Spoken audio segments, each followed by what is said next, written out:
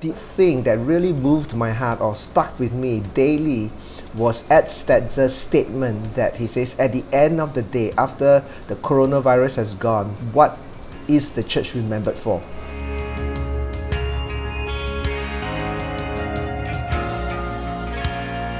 So the 5M initiative was number one, to the masses. So we wanted as many of our church people to be like a city of refuge where we provide masks and sanitizer free for the community. And then we have the marginalized, which means that we go to the refugees, the poor. We have easily right now covered about a couple of hundred families extensively. Then we have what we call the mental health. That was something interesting. So we have always have a counseling arm. It's called Irony. Irony simply means the peace of God. Ever since this coronavirus, the demand has increased. People has been calling in. The fourth thing that we did was the marketplace. A marketplace was interesting because we got them just the many professionals, and they are all top CEOs from our church, who then give a conference over the web, and hundreds of people will join. We also created a platform. If you lost your job, we kind of have an algorithm to try to look for the best possible job based on the amount of company that is willing to partner with us. And finally, we support the main frontliners. So first day, we took a whole bunch of face masks, sanitizers, biscuit, waters. I gave it to the police headquarters. About a week ago, I was traveling and there was a roadblock. A roadblock is everywhere, and I was stopped by the police. My first statement was, I said, I'm a pastor. And he stopped, and then he says, are you Every Nation Church? Okay. I think what was fascinating for me was the police remembered us, and he said, thank you for all that you do for us and the community. That was moving for me, coming from random police who were just there and kind of remembered our name. That's huge, I think, for a local context where they are all Muslim. I see this as a new chapter for Every Nation to really serve the global world of what it means to be a church and a movement.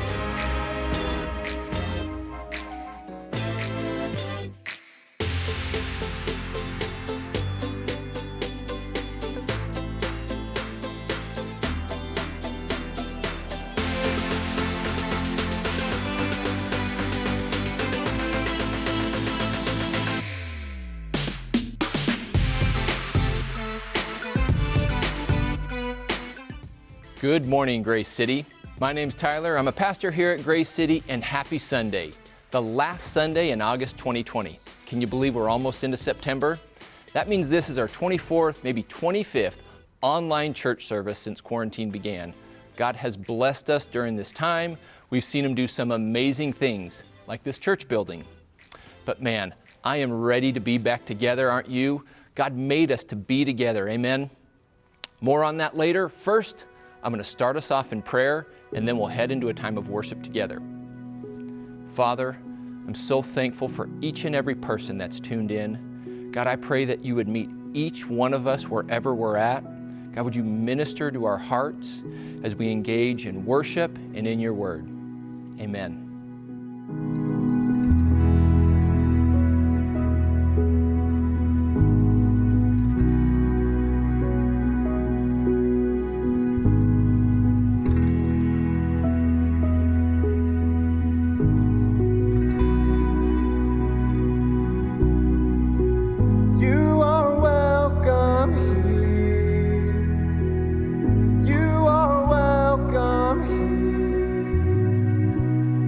You are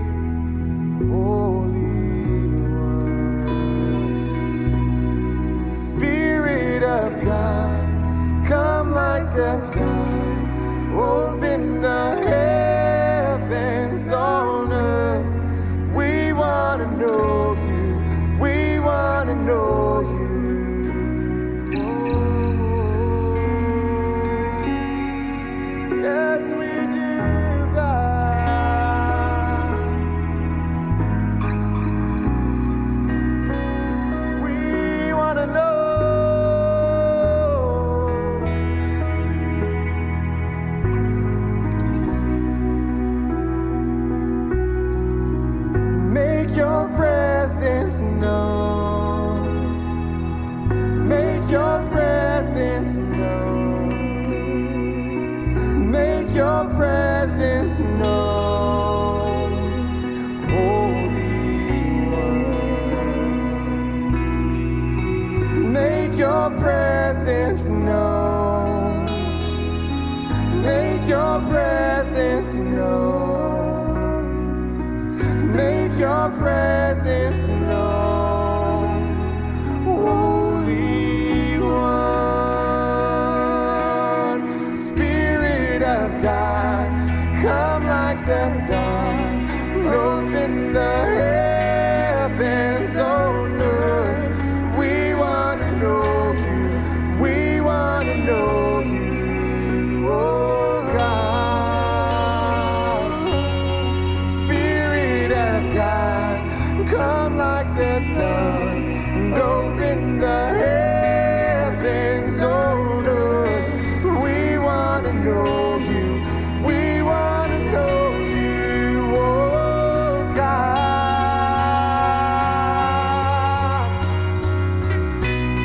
And how marvelous,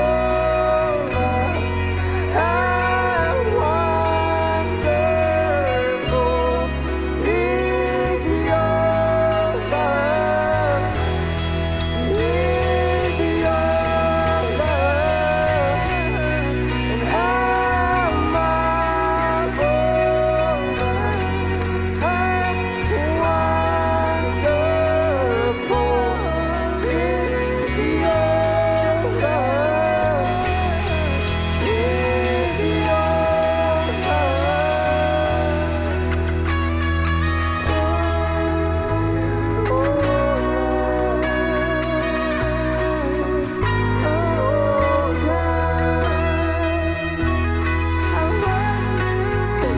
so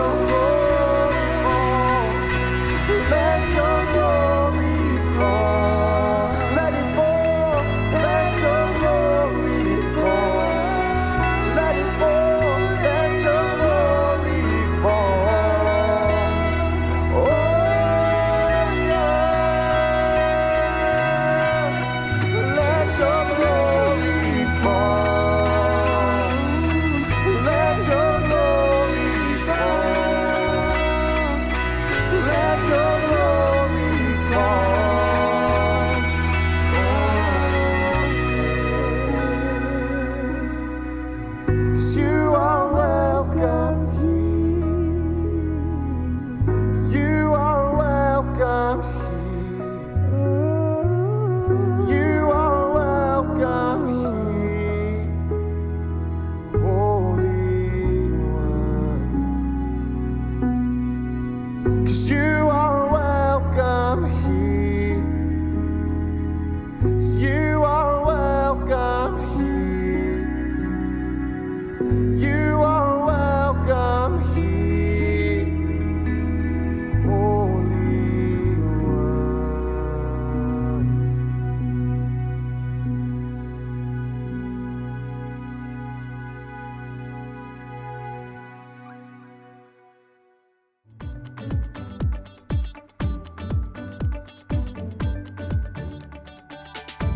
Good morning, Grace City.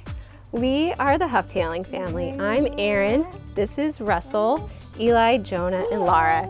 And we are so glad you're here this morning. We miss seeing you each week, but we can't wait till we'll be together again. Our mission at Kids City is to disciple parents and help them to disciple their kids. And we've been doing that this month with a series of family challenges. A ways back, Pastor Seth introduced his Thankful For. 4 things that he writes down every morning that he's thankful for. That's it. That's your challenge. We want you to come up with 4 things you're thankful for and share it together as a family around the breakfast table, lunch table, picnic table, ping pong table, or no table at all. And then come up with a reward as a family. Eli, what's something you're thankful for? I'm thankful for my food at breakfast, dinner, and lunch. That's awesome. Thank you. All right, that's it from us. Now we're going to send the kids off to their very own service. and you can set them up on another device and get started. Ready, set, go!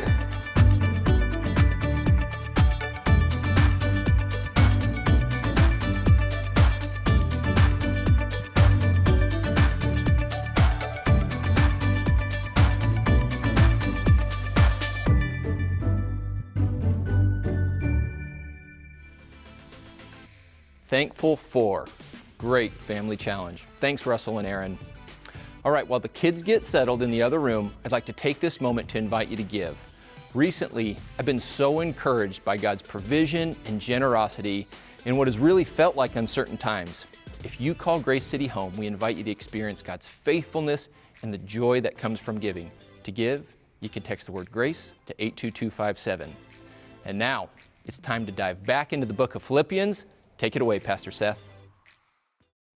Well, welcome everybody to Grace City. It's wonderful to have you here, whether you're watching online anytime during the week, and also welcome to our live audience here. Thank you guys for coming and joining me and bringing your faith into the room. Yay! Woohoo! I was just telling these guys before we pressed record, this is the second to last time on a Wednesday night that this crowd will gather here because, as you guys have probably already heard during our announcements, we're going to try, we've got penciled into our calendar, the attempt on September 13th to start like a small, mini, makeshift version of our Sunday morning gathering. So it'll be very similar to the one that we're having here on Wednesday nights. It's going to be a very simplified service with a little bit of worship and a little bit shorter sermon. And it's going to be designed so that families coming to be together and sit together, it'll be about 45 or so minutes. So it won't tap into the attention spans of some of our weaker members, whatever you want to call them. But it should hopefully be good. We'll get to be together. We'll be socially distanced. We feel really good about that. And the way that this room is just a really blessing to us. So God has blessed us in extraordinary ways as a community as a whole. Not just with this space, but now with a space where we could even imagine doing something like this as early as September. Of course, we'll see how things go, but I'm looking forward to that. And you'll be getting all the details if you haven't already about that. So look forward to it. You guys, we're only going to take a couple more weeks in the book of Philippians. In fact, as we conclude the month of August and the first week of September, but just prior to when we meet together in person on Sunday mornings, we're going to finish the book of Philippians. And so this is the second to last sermon here. And so we are going to dive into something that I think is really cool. It has a lot of personal meaning to me, and I really think it's going to be helpful. If you remember back to when we first started going through this text, it was a real light and a dark moment for me, personally, for a number of reasons. Mostly because when I do my annual strategic planning and vision kind of stuff, usually during the summer and early fall of a year, looking out through the rest of the school year and so forth, when I came into the end of 2019, I had prayed a lot. I had spent a lot of time thinking and in conversation with other leaders. We had strategic even planning meetings as staff. And I swear to you, I could not get a good plan past March. Like I knew what I was doing until about March 1st. And then I tried at least 10 or 12 different things, visions, initiatives, sermon series, so on and so forth. Nothing stuck. Like I tried something on for a week and I kind of looking into it and studying it a little bit. And I'm like, nah, this isn't it. For whatever reason, there was just that block that I couldn't see past March. Couldn't get a vision for it. And now that makes a little bit of sense, you know? A little bit of sense in hindsight, you know? Obviously, so much is in hindsight that we can actually see clearly. But the reason why Philippians was a bit of a bright light, because in this moment, it became this text that has spoken to me on a number of different occasions personally, but it offers a glimpse into what it looks like for a Christian to have a sense of hope and especially joy in the midst of lockdown, in the midst of imprisonment. In the midst of tremendous trial, which is the context for this entire letter. So I found it really personally helpful to actually work through it for myself, and I hope the same has been true for you all. And I think as we have gone, especially the last couple weeks into this week, I feel like the practical usefulness and helpfulness of this letter is only steadily increasing.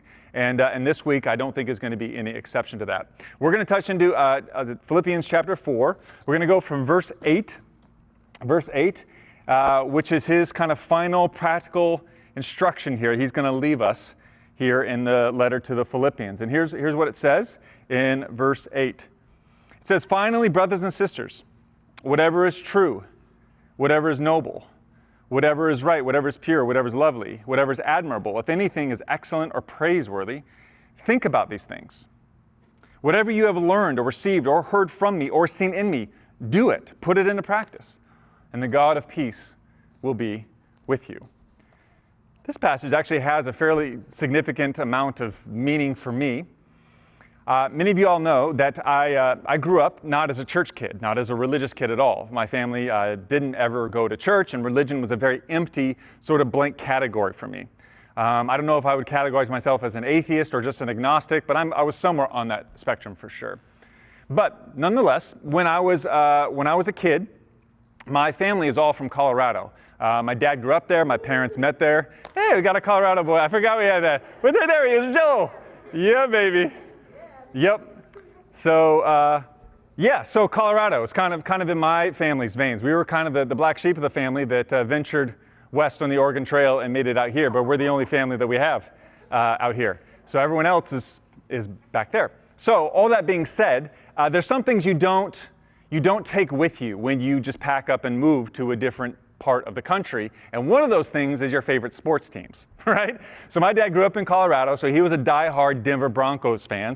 And his discipleship, mission in life was to make sure that his sons were also. Now, I went through a few rebellious phases, right? Where I tried to root for the Raiders, which I think everyone tries on a little bit. It's like your bad boy phase, to see if you know anything about pro football. But I tried that. And didn't really work for me. I mean, the 49ers were so awesome in the 80s when I was growing up. They were actually the team of the 80s. Joe Montana, Jerry Rice, and all those guys were just phenomenal.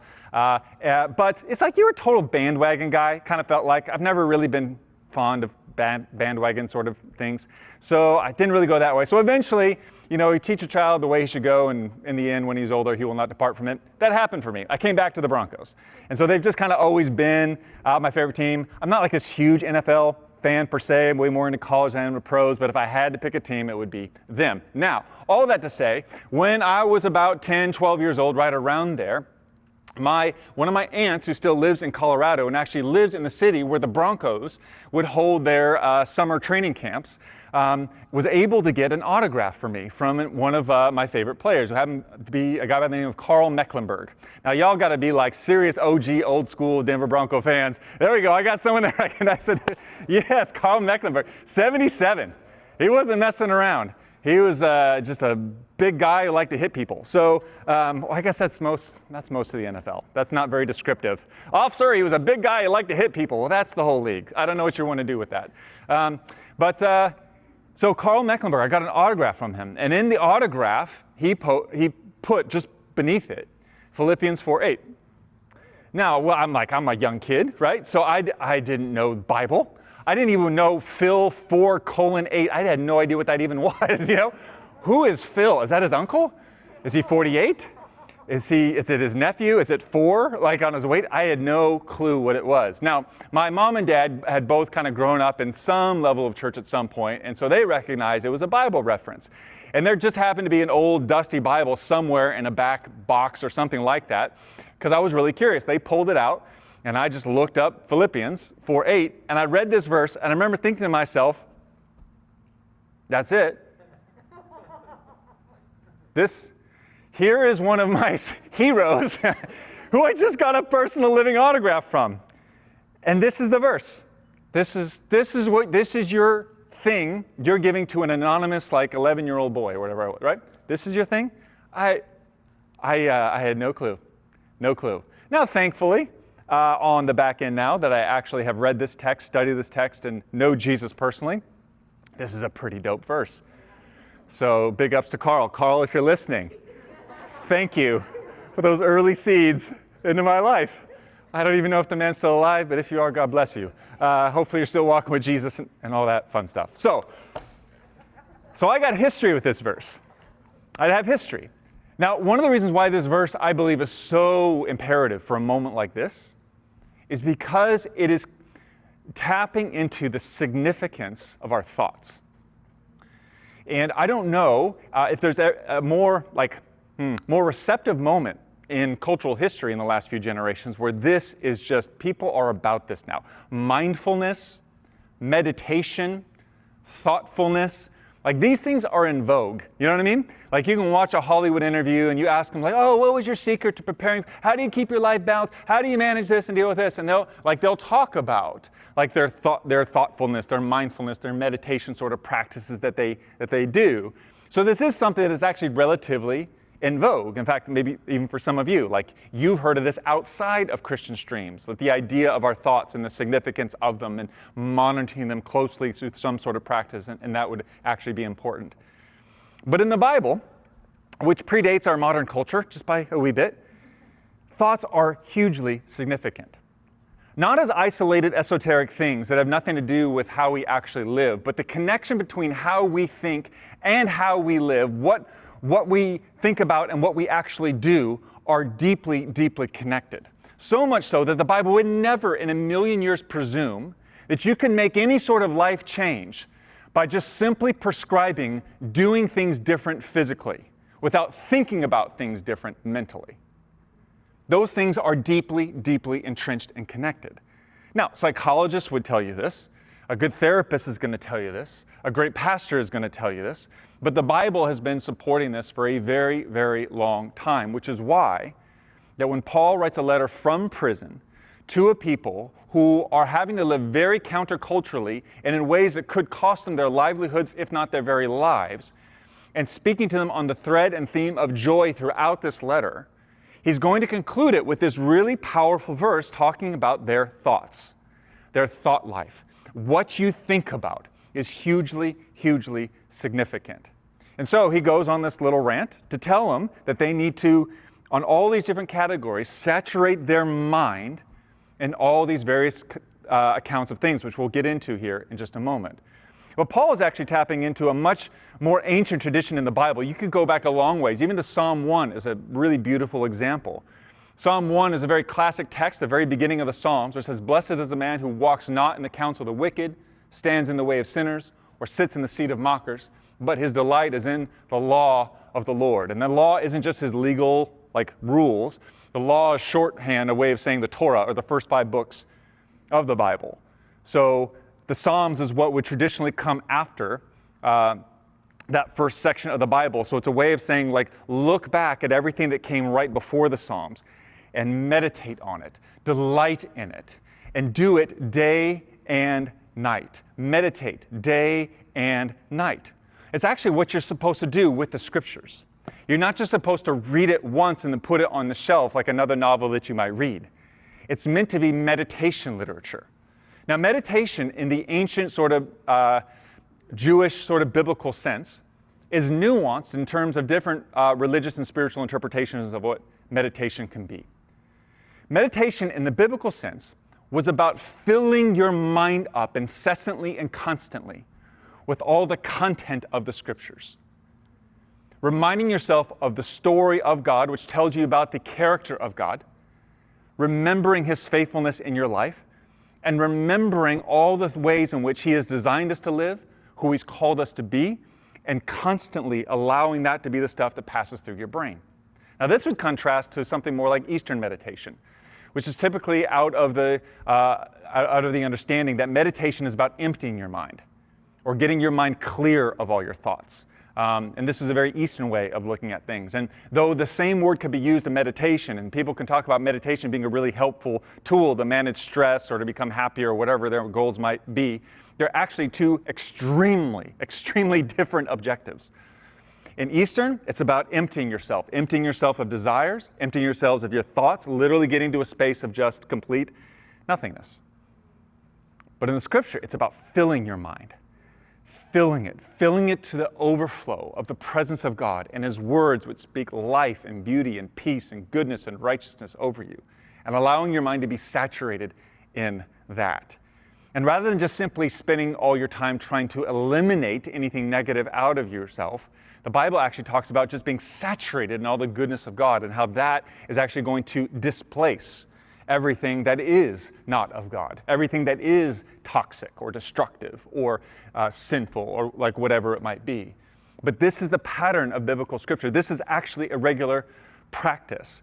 In fact, any of you that's been familiar with Judaism or Orthodox Judaism, or if you've traveled to Israel and gone to like the western wall of the Temple Mount, otherwise known as the Wailing Wall, you'll watch traditional Jewish prayers where they are meditating, and you'll see them bobbing and weaving as to the rhythm of the text that they're actually reading. It's a way that they kind of ingrain it deeply into them. And they're actually, meditation for them isn't just this quiet practice of I'm just emptying my mind and sitting silently. Meditation is actually very verbal. It's out loud. It's me filling my mind. And sometimes I'm quiet and reading, but sometimes I'm not quiet and I'm speaking out. But meditation is this constant saturation because this world has always been screaming at us and vying for our attention to tell us what is really true, what the true story is all about.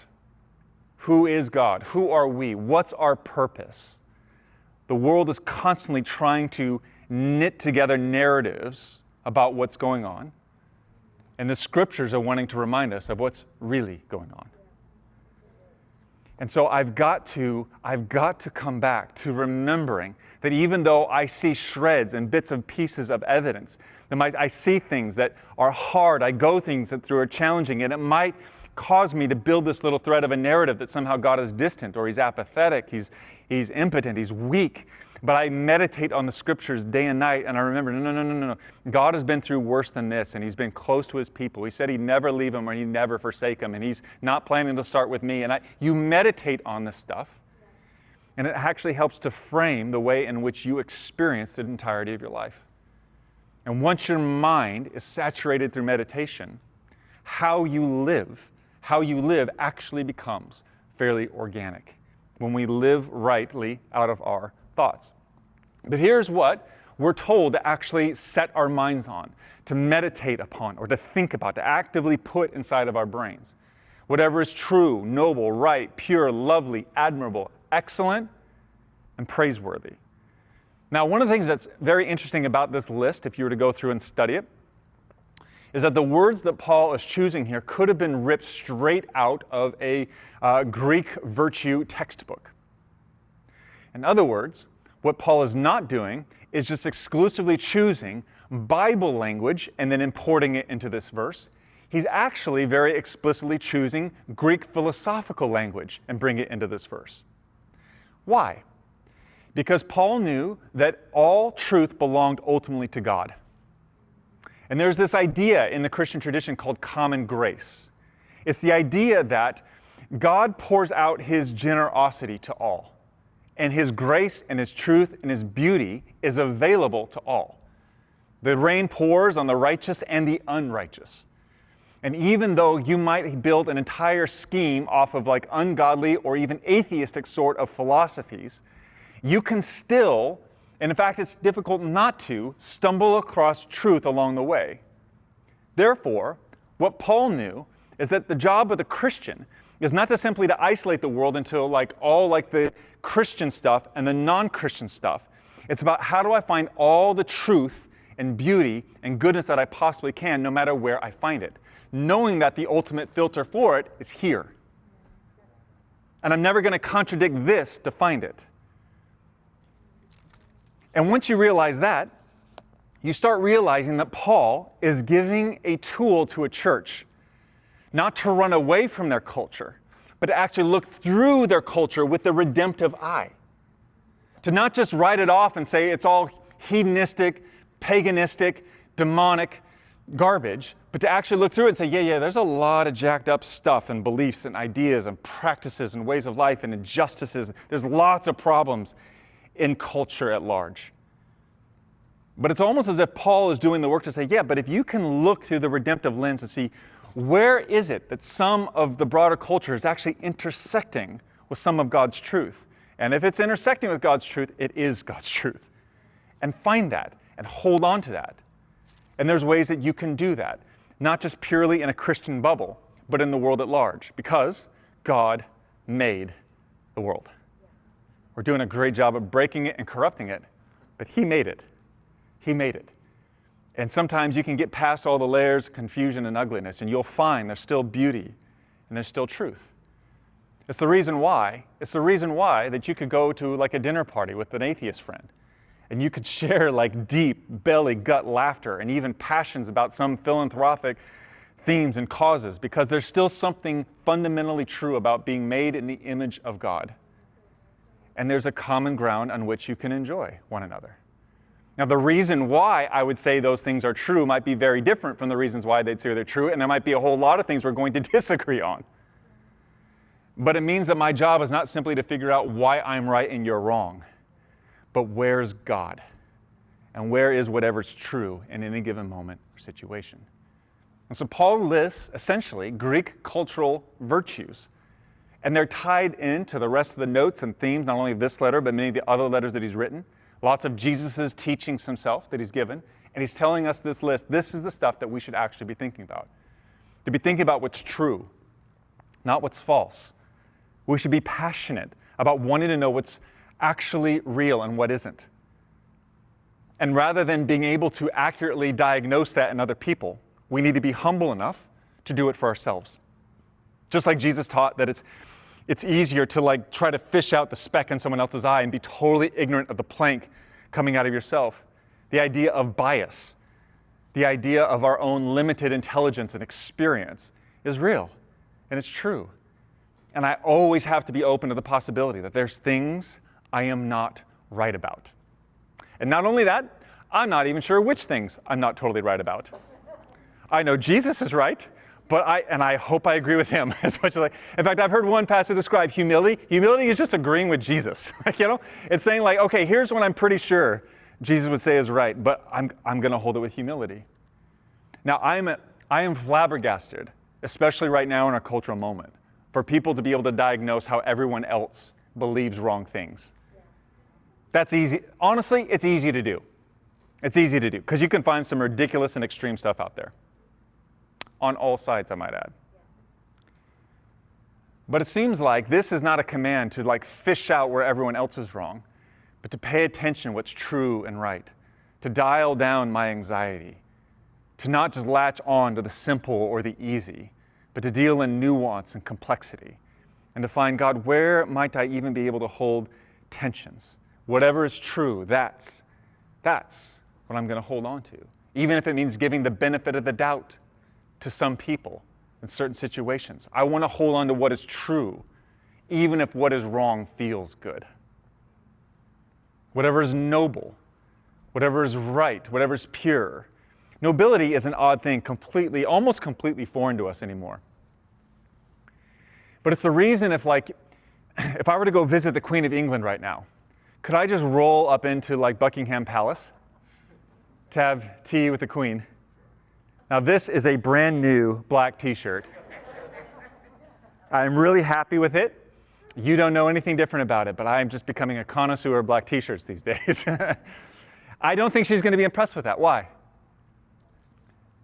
She may just be a human being at the end of the day, but in her palace and in an official meeting with her, there's nobility attached to it. It's why there's scandals that for any normal human being, it's like, yeah, he's just whatever, he's just screwing up. But when there's nobility attached to it, there's a higher level of expectation. Think about what is noble, not ignoble. We have a tendency to celebrate that which is crude, that which is least mature, that which can violate the most social faux pas and create the most awkwardness, that which can just kind of lower the level of human engagement in a room, and then we create reality shows out of it. And as entertaining as it can be, the command here is, you fill your mind with that, you're going to start becoming that. And here's the catch. You are nobility. You're kings and queens, princes and princesses, sons and daughters of the King. And God is not just chill, bruh.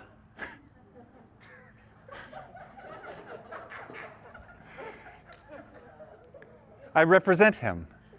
So I should think if God is noble, not unrelatable, but he is noble.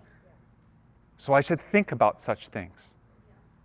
Whatever's right. And this term for right has to do with right relationships, righteousness or the restoration of relationships. One translation actually interprets this word actually as justice because the words are actually deeply related. To think about what it looks like to have healthy relationships, not drama, not gossip, not tearing each other down, not poking holes at each other all the time, but how do we build one another up? How do we actually build healthy relationships of honesty and transparency, not passive aggression and so on and so forth? Whatever's pure, not impure, not taking our humanity and lessening it, but actually treating people as if they are true sons and daughters of God. Not looking at someone as if they are just an object to satisfy my own entertainment, but as if they're someone with inherent worth and value beyond I could ever imagine. And the last thing I would ever do is walk up to the Mona Lisa with a can of spray paint. Whatever's pure, think about such things. Whatever's lovely, whatever's beautiful, whatever actually has a sense of awe-inspiring wonder about it. When you wake up early enough in the morning to see the sunrise over the Willamette River, or when you see our beautiful Oregon sunsets over Mary's Peak. When you take your first step out of the door in the morning when you're on the way to work and you breathe in the cool morning air. Or you hear the rustling of the leaves as if it's just this beautiful, peaceful, calming thing. Whatever is lovely and beautiful, staring into the face of your spouse or your kids and just appreciating the beauty of who they are and what they mean to you in your life. And this isn't something that you can just totally and fully do in quote-unquote church, right? Like, I know, this is dope. God gave us a great building, but I'm not looking around here awe-inspired at beauty yet. Gray is cool, I guess. It's not really. Now, there's some cathedrals in other parts of the world where you could think about a whole lot of lovely things. Not so much here.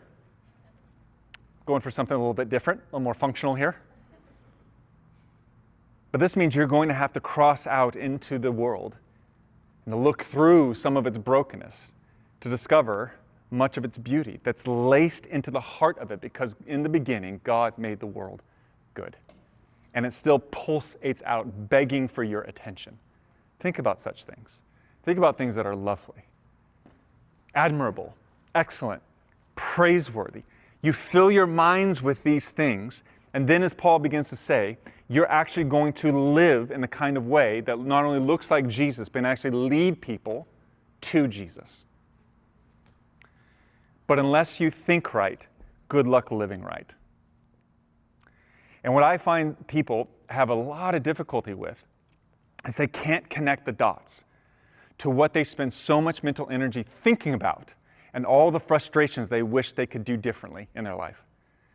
The classic example is a young man or young woman's like, I really want to get over this whole lust thing. I know it's inhibiting my relationship with God. I know God called me to more. But you find it a severe struggle to even spend 5 minutes with God in the morning, and you binge Game of Thrones for 7 hours. I just do the math. I ain't trying to be all this like religious legalistic dude. I'm just saying do the math about what you think about. As brilliant as Breaking Bad was as a documentary of the depravity of man that could have been ripped right from Genesis 3 and 4, I find when I think about that, I have to go back and remind myself of good, right, true, beautiful things disproportionately more. I'm not one of those pastors that can just put on the total televangelist smile to you and just tell you how great life is all the time, because I've tasted depression and anxiety in my life in different seasons and different severities, but I know it.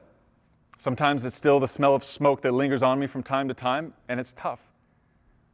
And what I have noticed, that in my journeys of highs and lows, though I can't create this perfect formula for why these things happen, or when I'm doing great, totally why that is, and when I'm not, why that totally is, what I can say is there is at least a correlation between what I allow my mind to meditate on.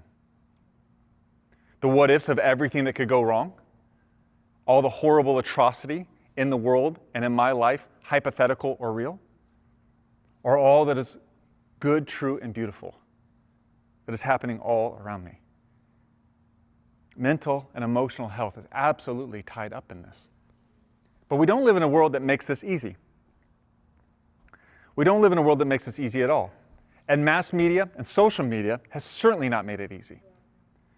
Thinking about anything on this list is becoming nearly impossible. And the size or the amount of thoughts that we get of anything that would fall into alignment with these things is going to pale in comparison just to a normal day of media consumption, which is going to tell us everything the opposite of this. But unless you think, well, here's the problem, Seth. There's not enough content. There's not enough. Like if I sat down and spent a good 15 minutes on that list, I could get through it in a tight 10.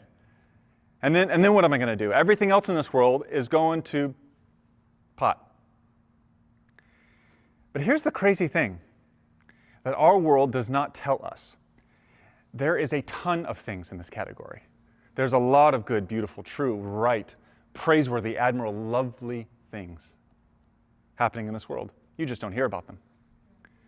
There's an amazing book I just read called Factfulness, if you're interested. It's not like a Christian book, written by a Swedish guy. And in it, he just takes UN data, hard statistics that are real and true, and he just makes the case for how awesome the world is and is becoming. Would you like to see some of those? In 1800, which is not that long ago in human history, the lifespan of an average human was 30. That was the average lifespan of a human. Now, there's a lot of people that lived above 30 years old, but there was so much death, especially among youth, that the average was 30 years old. In 2019, again, just a blip in the human history, it's now up to 72 on average globally. You don't hear about that in the news, do you? More than doubling the human lifespan in just a blip of an eye. Literacy rates globally, in 1800, 10%. But in 2016, it was 86. You don't hear much about that.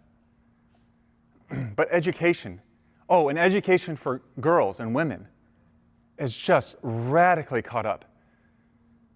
Now, you can understand on some level why both maybe some abusive patriarchal, but also just really practical reasons why women were undereducated. You had to have a lot of babies statistically to have just enough survive to be able to work a farm or a family business, which meant women had to make a lot of babies. And it meant that you may not have a lot of resources to educate your children, let alone to send your children to school. And so men are going to be more naturally selected to go do that versus women. But with all kinds of advances, both in contraception, both in agriculture, both in technology and world economies, it has meant that women have been more free to go to school, and now their global attendance of school is 90% compared to males, which is 92%. And the higher it goes, women increasingly take over male, especially as you get into the graduate level degrees. This is all within the last 100 years. It's pretty dope. Child deaths before their 5th birthday in 1800 was 44%. Nearly 1 out of every 2 kids is going to die before they reach 5 years old in 1800. But in 2016, globally, that number dropped to 4%. That's good news. It's really good news. The percentage of those who are hungry or undernourished in 1970 globally was 28%, but in just 2015 that dropped all the way down to 11%. We're doing pretty good, figuring out ways to feed more people on the planet. Here's another one related to it. People with access to safe drinking water in 1980 was only 58%, but in 2015 it was all the way up to 88%. Now, 12% of whatever 7 billion people, that's still a lot of people that need safe. Would you agree? But the problem is we've often only been allowed to look at that equation from one side. 12%, big problem. No one should diminish that. Can we at least take a moment to say, we just knocked out 30 in my lifetime? That ain't bad. Here's one of the craziest ones that when I've repeated this, no one believes me. But it's like a widely recognized like UN global statistic that you'll hear if you just like, or Google it or like whatever you want to do. But think about this for a second. In the last 20 years, the proportion of the world living in extreme poverty has done what? Has it doubled? Stayed the same? Or shrunk? And if you just went with your natural gut, what would you think happening in the world? You think it's shrunk? Well, I've shown you a lot of positive stuff, so you might be preconditioned to think it's shrunk. But it's shrunk drastically, in half. In 20 years, we've cut extreme poverty in half. Which raises a whole lot of interesting questions. What do human beings do when they no longer have to live at base level of existence, not knowing if they're going to eat that day? What do human beings do when they get to actually think about things more than just everyday basic survival? Turns out human beings get to do human being stuff. We get to like learn new and interesting things that have nothing to do with how I'm going to feed my little sister tonight. The things that are actually stretched out beyond. We get to be creative. Here's one fun little stat that shows what human beings do when you eradicate poverty on the levels that we have been. The number of guitars per million people in the world was only 200 per million in just 1962, but in 2014, 11,000. It's one small but telling example of what do humans do? They create. They create beauty, music, art. They study like higher math. They figure out like, oh, what am I good at? You don't ask yourself when you're good at when you're hungry. You're asking, how do I get food? You know what I mean? Human beings start human being. More and more. All that to say this. What's the state of our world? In so many countless ways, it is good and getting better by the second. But we have an extreme negative bias. And we think there's no material to think about anything that's good, true, right, beautiful, lovely, praiseworthy, admirable, excellent. It's like there's not enough. There's plenty. The problem is most of this stuff is incremental and over a long term. And bad news happens in a moment. The Twin Towers fall in a moment. But the rising of people out of poverty over a whole generation, well, that's not a news story. And that's not a news story that gets clicks. And that's not a news story that gets attention. And there's three main reasons for this. A, we always misremember the past. We have a tendency to idealize our childhoods and think about the good old days. It would be shocking to know what was allowed during your childhood, depending on your age in the room, that would appall people today. My mom tells stories about what she fed me when I was a kid that I'm pretty sure would have every hippie, vegan, like farmer's market person in the world like trying to send her to jail now. You know what I mean? Like it was not all natural, for sure. But we have this ability to take what can be a very rocky and difficult past and remember it with incredible nostalgia. And what can be just outright suffering, but just kind of spin it in our heads and our memories. Our memories just kind of, they do this sometimes. Which only means that we're more bent to see the present more negative than it actually is because we view the past more positive than it actually was. And we don't realize, no, in so many ways that things have improved. Secondly, there's significant selective reporting by journalists and activists, meaning if I'm going to sell a news story or if I'm going to get you to care about a cause, I can't tell you about the good stuff. It won't motivate you. So I have to tell you about the bad stuff. Now, are there a lot of bad stuff? Of course. But here's the difference, or here's the problem. Even feeling like it is absolutely heartless to even talk about the things that are getting better when there's so many things that are still bad. Because there's tons of stuff that are still bad. Lots of stuff. I don't think we need any effort to put into that. And I've been doing it, I feel like, for a long time now. So I'm taking a week off. Just one, give me one. And some of you might even be listening to this. And think to yourself, like, how dare you talk about all those good things when you fill in the blank about all the things that you're really riled up about that are terrible right now? None of this is denying anything that's terrible. It's just saying we need to live in a world that has got a lot of bad, but there are so many ripples of God's goodness flowing through it as well. And the tension of the Christian is not just to be this optimist, where the glass is always half full.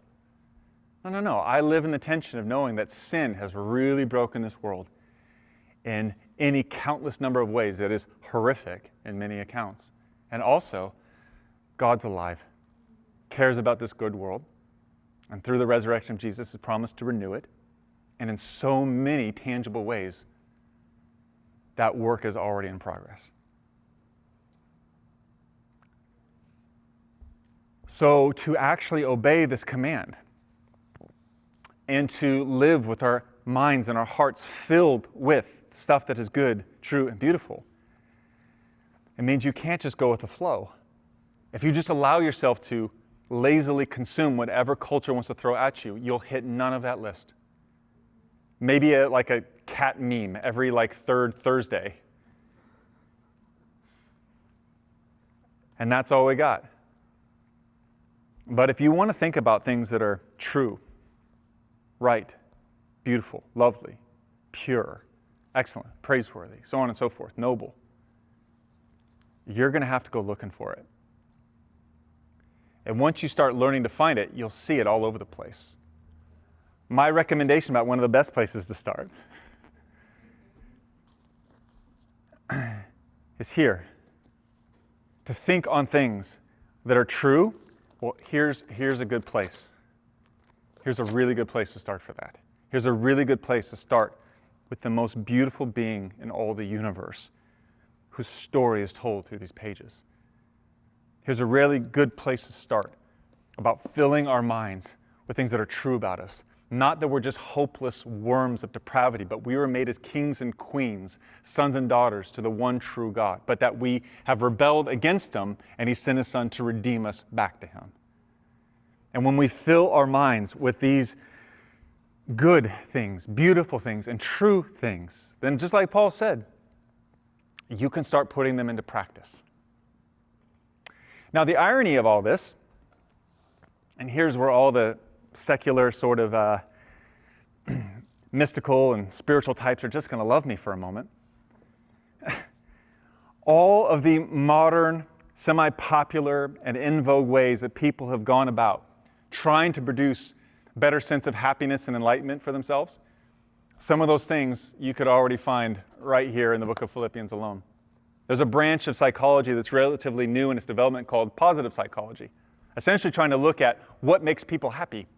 Because most of psychology just looks at why are people so messed up.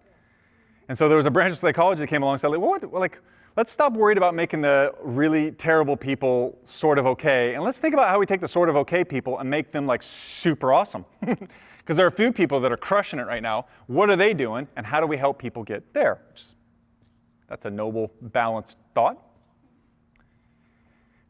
And some of the conclusions of positive psychology of basic practices for people to do and their goals to produce greater happiness and contentment in life.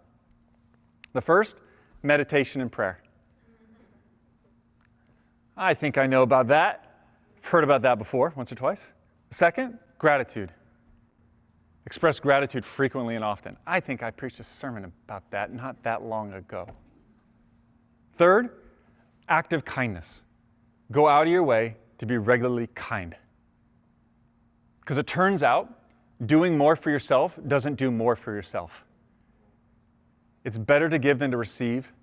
There's more joy that comes from doing something kind, service, a gift to someone else than it is just to upgrade your iPhone.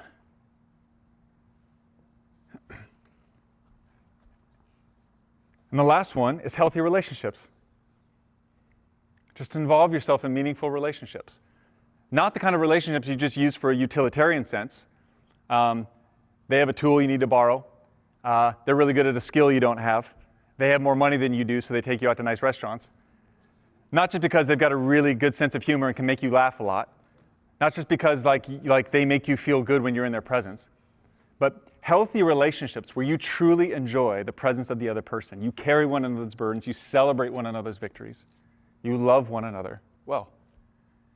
I hate to hate on all the positive psychologists that have put all this work into this, you know what I mean? All the PhDs from the Ivy League schools and everything that have come up with this stuff. But bruh, like, I got one chapter in here, like just one, you know, and I can knock all these out, like no problem. This stuff is ancient. This stuff goes way, way back. And here's the best part. The best goal that kind of secular culture seems to come up with is happiness, which is fleeting. Because happiness is an outcome, it's not a pursuit. The pursuit of the scriptures is Jesus. And when I do this, I'm not getting happier, I'm getting closer to Jesus. You know what happens the closer I get to Jesus? I get happier. Because His presence is the fullness of joy. That's what is true about Him. And when I draw closer to Him, that's what brings contentment. It doesn't always make my life go better. Sometimes He asks me to go do things that are actually quite hard. But being in His presence is the glorious presence that spoke the universe into existence, defined my very being down to the last molecule, and has a plan and purpose for my life that I could never construct for myself. And being with Him is the goal of it all. I want to know Christ. I want to know Him. In Paul's own words out of this letter, that's it. And when I know Him, when I think on all these things, yeah, good luck not being happy, or at least happier than you would otherwise be. Because Paul had every reason to not be happy, and he couldn't stop writing about joy as he's buried in the middle of prison. And so, we close with this little final instruction to us, which I think needs to be really, really practical. But how's our thought life doing? What are we really thinking about?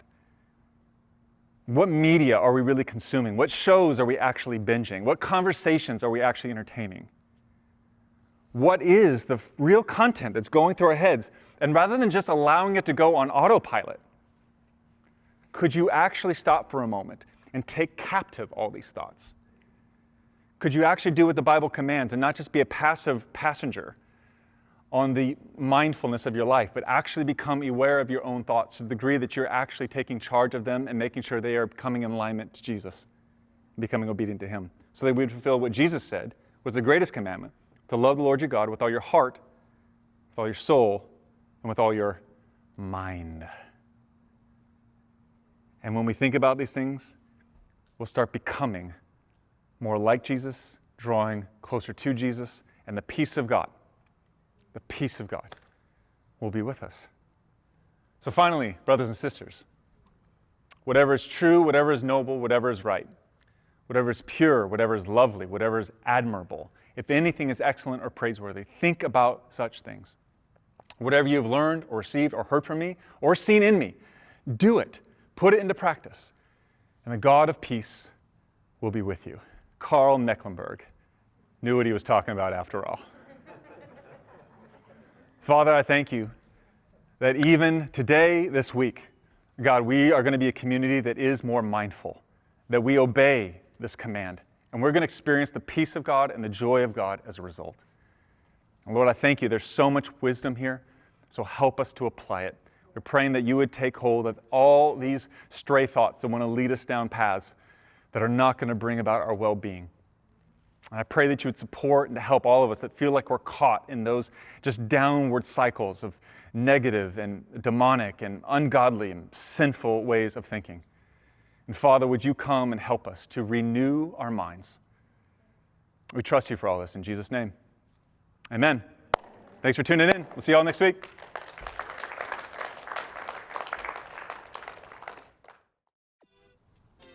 Great word, Pastor Seth. Grace City, let's take hold of our thoughts and fill our minds and hearts with things that are good, true, and beautiful. All right, before we close, we've got one announcement. I've got lots of details, so get out your pad and paper and jot some notes down. As Seth mentioned, starting September 13th, we're going to be offering 2 Sunday morning in-person gatherings, and we can't wait to be in the room with you again. Here's the deal. COVID-19 is still a very real thing, and so we're taking every precaution to keep each other and our community safe as we assemble. Here's what this is going to look like. 1, gatherings will have a max capacity of 100 people per service. This is a big room like the size of a basketball court, so we got plenty of space to maintain the 6 feet social distancing guidelines. Next, everyone in attendance will be required to wear a mask and sanitize your hands on the way in.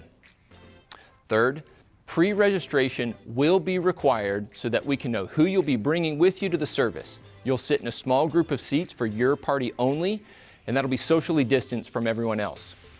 We will not be offering Kid City or youth classes, so if you do bring your children, they're going to sit with you. We'll have a small activity pack for the kids, and we'll aim to keep the service around 45 minutes to keep everyone engaged and occupied. Next, we'll be streaming the services at 11 a.m. on Sunday mornings right here from the building, so you can still be in the room with us even if you aren't able or comfortable joining us in person. So this is a big change, everyone. I'm going to repeat it one more time. Starting in 2 weeks, on September 13th, we will be offering 2 in-person services. Those are going to be at 9:15 and 11 a.m. Pre-registration is required to attend in person, and we'll ask that 1 person per family or friend group register for the entire group that will be seated together. There's a limited number of socially distant seats, so make sure to save your seat by texting the word GRACE to 82257. All right, I hope you got all that. It's time to close out this service by declaring a prayer of faith out loud together. I'll lead the way, and you can follow along by reading the words right here on the screen. Let's pray. Father, we thank you for all the truth, goodness, and beauty in the world. Help us to take every thought captive as we make them obedient to Christ. We want to love you with all our minds. Amen. So great to be with you today, Grace City. May your week be filled with much peace and purpose as we look forward to being with you again next Sunday. Have a great week. Here's some encouragement for y'all, Grace City. Start fast, make your decisions, finish everything. Grace and peace, Grace City.